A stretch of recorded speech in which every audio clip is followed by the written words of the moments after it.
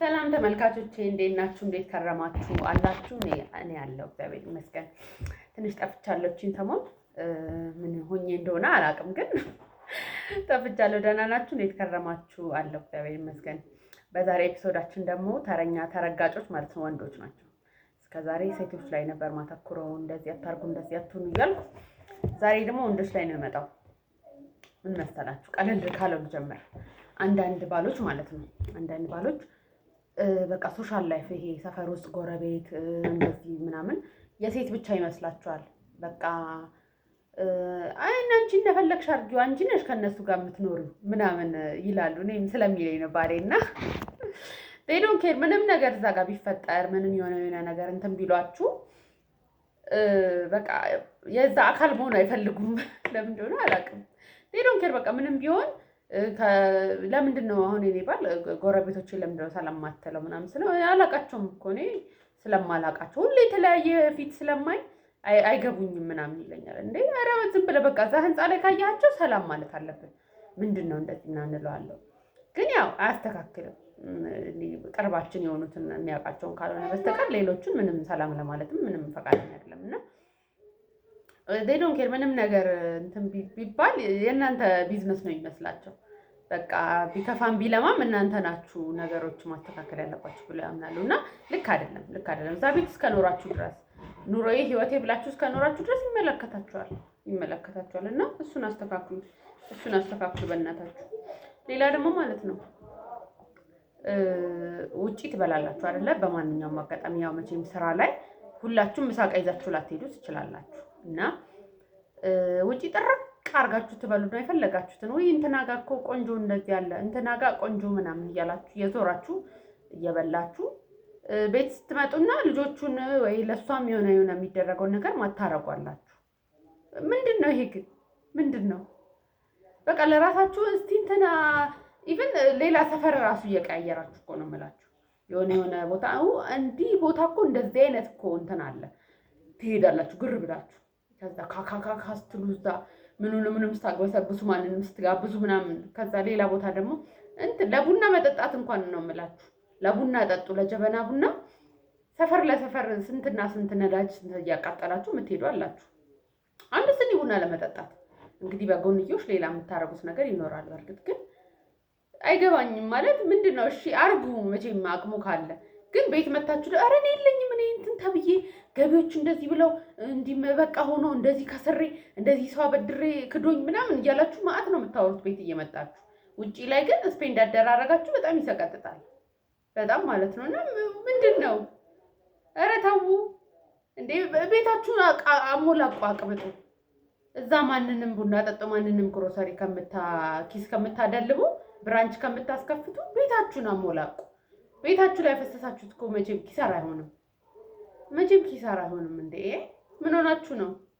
እኔ በጣም ይገርመኛል። አሁን ፌስቡክ ላይ የእናቶች ወግ የሚል ፔጅ አለና እኔማ እንደው በቃ ሊቭ ብለው ራሱ በቃ ደስ አለኝ። ምክንያቱም ሁሌ ሰቆቃ ነው በቃ ሰው የሚያወራው። ባሌ እንደዚህ ነው፣ ውጪ ላይ እንደዚህ ነው፣ ጋባዥ ነው ሰው በቃ እንትን ነው። ቤት ሲመጣ ደግሞ የለኝም ይለኛል። የሆነ ነገር በቃ ሁሉ ነገር ደብቆ ነው፣ ሁሉ ነገር እንትን ብሎ ነው ምናምን ይላሉ እናቶችና ኧረ ተው በጣም ያስጠላል። ተስተካከሉ።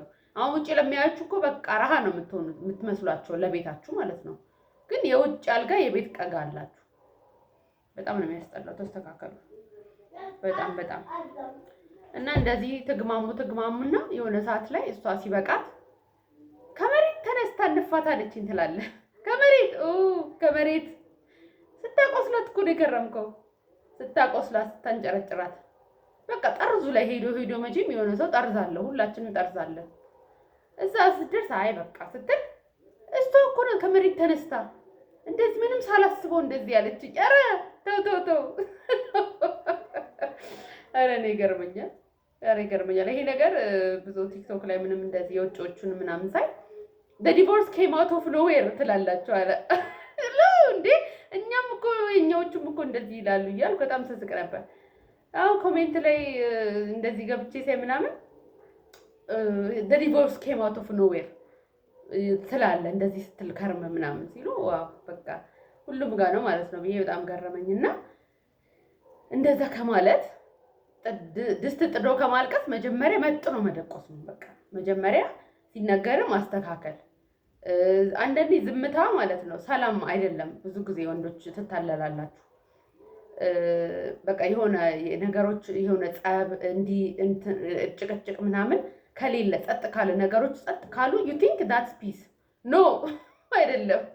ምንድነው የሚባለው? እንደው በቃ ኃይለኛ ስቶርም ከመምጣቱ በፊት ኃይለኛ አውሎ ንፋስ ማዕበል ከመምጣቱ በፊት ጸጥ ይላል። ሁሉም ነገር ነው ጸጥ የሚለው። ውሃው በቃ ምንም እንትን የሚመጣ አይመስላችሁም? ሳይለንት ነው የሚሆነው ሁሉም ነገር እና ከጸጥታው ጀርባ ማለት ነው አለ ነገር። እሺ አትሾዱ በዝምታ እንደውም ብትንጨራጨር ይሻላታል።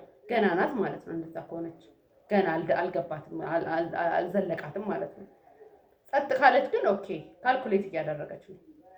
ይሄ እንደዚህ ባረገው ያን እንደዚህ ባስገባው ያኛው እንደዚህ ምናምን ይሄን ለማሰብ ዝምታ ስለሚያስፈልግ ዝም ትባላለች።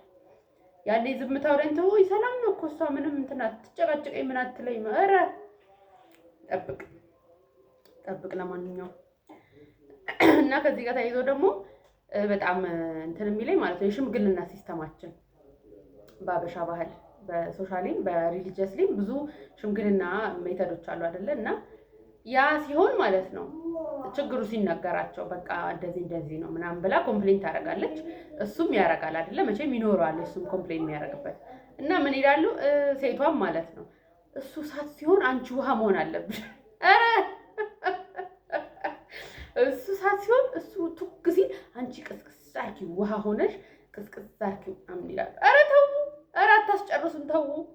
እኔ በጣም ማረሰው አንድ ኬዝ አለ የዛሬ 4 ዓመት ከምናምን አካባቢ ሀፕን ያደረገ ሚዲያ ላይም ተነግሯል። በእርግጥ ቶሎ እንትን አለ እንጂ ማን ሰላማዊት ነው ስሟ። እንደውም ልጅቷ አረሳትም ነፍሷን ይማረውና ምን ይሆናል መሰላችሁ 2 ልጆች ወልደዋል። ባልና ሚስት ናቸው። እሱ ዲያስፖራን ውጪ ደርሶ ነው የመጣውና ይሄ ሀዚ የሆነ እንትን አለበት መድኃኒቱም ይወስደዋል። ይሄ ጭንቀት ምናምን እንደዛ ሜንታል ኬዝ ነገር አለበት እና ያዝ ለቀቅ ነው። አንድ ቀን ቀዝቃዛ ነው፣ አንድ ቀን ትኩስ ነው። እና በቃ ብዙ ጊዜ እንደዚህ ትሬትን ያረጋታል፣ ያስፈራራታል ምናምን እና ሲሆን አይ በቃ ትልና ልጆቿን እያያዘች 2 ናቸው ልጆቿ እናቷ ጋር ትሄዳለች።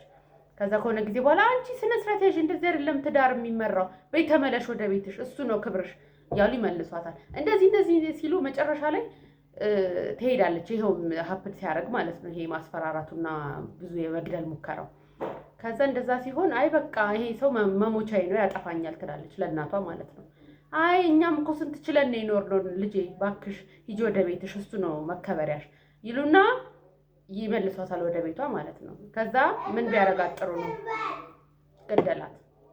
ገሏት ቆራርጦ ገሏ ማለት ነው በሻንጣ ነው የላከላቸው ለእናቷ ማለት ነው።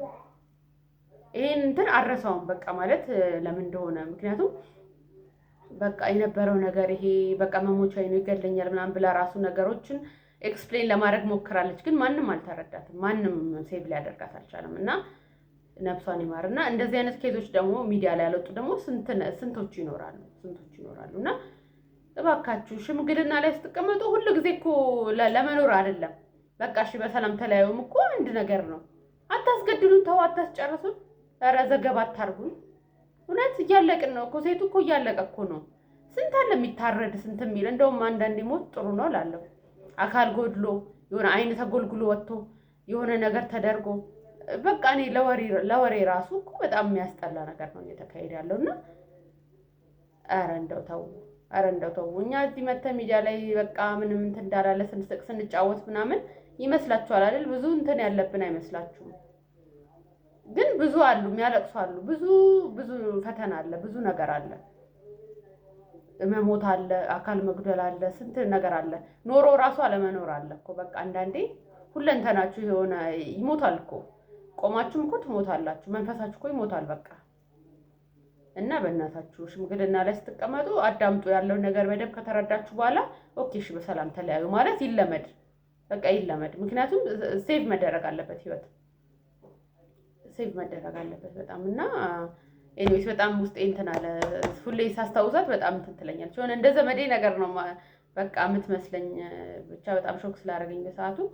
ኤኒዌይስ እና እሱ ነገር ሽምግልናችን ትንሽ እንትን ቢል ቢስተካከል ሁሉ ጊዜ እንደውም አጋዚ ዩቲዩብ አወቃችሁት። እዚህ ዩቲዩብ ላይ በጣም ያስቀኝ ልጅ ነው፣ ማስረሻ ይባላል እና ብዙ ጊዜ እሱም ይላል ይሄን ነገር እና ሲለው አዎ በጣም በቃ ትልቅ ሰው ነው ማለት ነው ብዬ በጣም አከበርኩት።